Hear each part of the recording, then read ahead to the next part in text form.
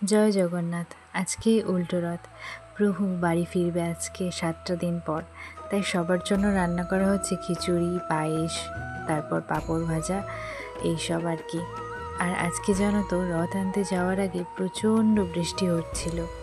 আমরা সবাই বলা কওয়া করছিলাম হয়তো প্রভুর মাসির বাড়ি ছেড়ে বাড়ি আসতেই ইচ্ছা করছিল না, তাই এত বৃষ্টি। হয়তো ভালোভাবে ভিডিওতে বোঝা যাচ্ছে না। এবার দেখো কি সুন্দর করে প্রভুর মাসি এবং মেসো রথ সাজিয়ে দিয়েছে। খুবই সুন্দর কিন্তু দেখতে লাগছে। আর এখানে ঘরের প্রভুর মাসি সবাইকে প্রসাদ দিচ্ছিল। প্রভুকে রথে তোলার আগে আর একবার ভোগ লাগিয়ে তাই সবাইকে প্রসাদ দিচ্ছিল। এই দেখো প্রভুকে এবার রথে তোলা হচ্ছে। জানো তো, সেদিনকে প্রভুর মাসি কিন্তু খুব কান্নাকাটি করছিল। আর এটাই তো স্বাভাবিক। এই 7টা দিন প্রভুকে সেবা যত্ন করে আদর করে ভক্তিতে এত সুন্দরভাবে রেখেছিল। আর এবার কি আর ইচ্ছা করে যে আবার প্রভুকে বাড়ি ফিরিয়ে পাঠাতে? কান্না তো পাবেই, কিন্তু এদিকে যে প্রভুকে বাড়ি ফিরতেই হবে।